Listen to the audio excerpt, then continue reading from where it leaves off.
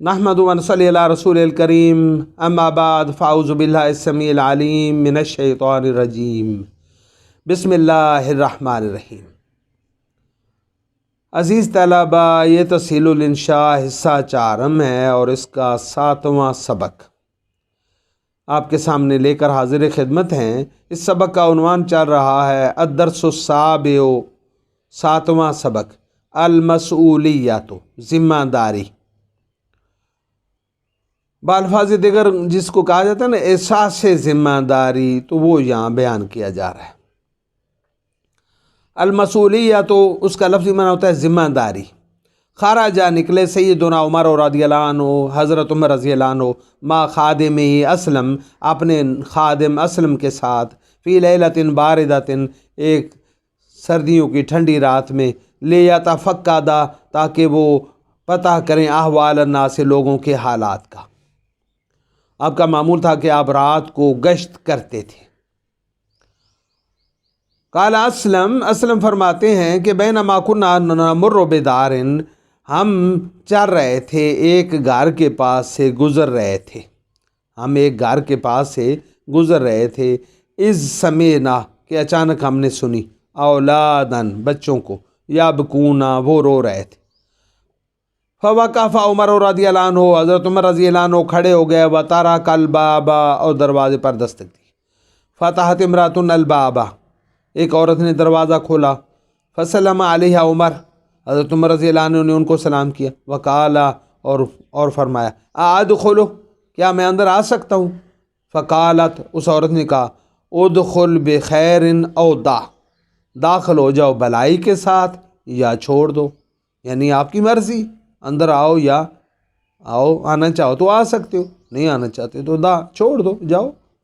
فدخل الدار وسألها، حضرت عمر رضی اللہ عنہ گھر میں داخل ہو گئے، وسألها، اور اس سے دریافت کیا، ما بال هؤلاء الصبیۃ یبکون، کیا ماجرا ہے، یہ بچے کیوں رو رہے ہیں، کیا ماجرا ہے، کیا بات ہے، کیا معاملہ ہے، یہ بچے کیوں رو رہے ہیں، ان بچوں کو کیا ہے، یہ رو رہے ہیں۔ قالت، اس عورت نے کہا، من الجوع، بھوک کی وجہ سے۔ ثم رأى القدر، پھر حضرت عمر رضی اللہ عنہ نے دیکھی ہنڈیا، علی النار، آگ پر پڑی ہوئی ہے۔ وقال ای شیء فی هذه القدر، اس ہنڈیا میں کیا ہے؟ فقالت ماء، پانی رکھا ہے، اس کے تو ہم بھی، اس کے ساتھ میں ان کو خاموش کروا رہی ہوں کہ پک رہا ہے، حتی یناموا، تاکہ وہ سو جائیں۔ واللہ بیننا و بین عمر، اور اللہ ہے ہمارے اور عمر کے درمیان فیصلہ کرنے والا۔ فقال، آپ نے فرمایا، یرحمک اللہ، اللہ تجھ پر رحم فرمائے، وما یدری عمر بکم، عمر کو آپ کا کیا پتہ؟ فقالت، اس عورت نے کہا، یتولی امرنا، ہماری زمام امور سنبھالا ہے، ہمارا حکمران بننا ہے، ثم یغفل عنا، پھر ہم سے غافل ہوتا ہے۔ فاقبل علیہ، حضرت عمر رضی اللہ عنہ میری طرف متوجہ ہوئے۔ فقال انطلق بنا، آؤ چلیں۔ فخرجنا، ہم نکلے، نحرولو، دوڑتے ہوئے، حتی اتینا بیت المال، یہاں تک کہ ہم بیت المال کے دروازے پر پہنچے۔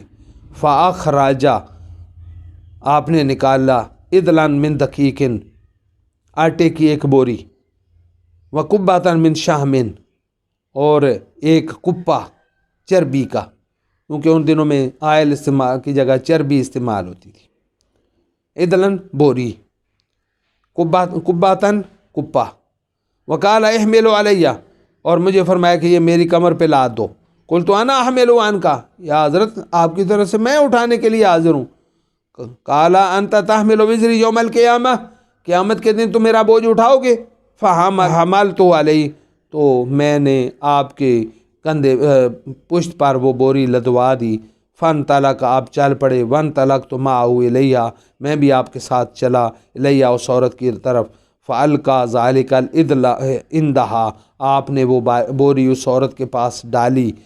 واخرج شیئا من الدقیق، کچھ آٹا نکالا۔ وقال لها، اور اسے کہا، انا اطبخ لکم طعاما، اور میں فرمایا کہ میں تمہارے لیے کھانا پکاتا ہوں، وجعل ينفخ تحت القدر، اور ہنڈیا کے نیچے پھونکے مارنے لگے، وکانت لحیتہ عظیمۃ، آپ کی داڑھی بہت بڑی تھی، فرأیت الدخان یخرج من خلالها، میں نے دیکھا کہ دھواں اس کے اندر سے گزر کر آر پار ہو رہا ہے، حتیٰ طبخ لہم، یہاں تک کہ آپ نے ان بچوں کے لیے کھانا پکایا، وقال لہا، اور اسے آپ نے اس کو فرمایا، آتمیہم، ان بچوں کو کھانا کھلاؤ، ولم یزل قائما ہناکا، آپ وہاں کھڑے رہے، حتیٰ شابعوا، یہاں تک کہ وہ سیراب ہو گئے، وہ ان کا پیٹ بھر گیا۔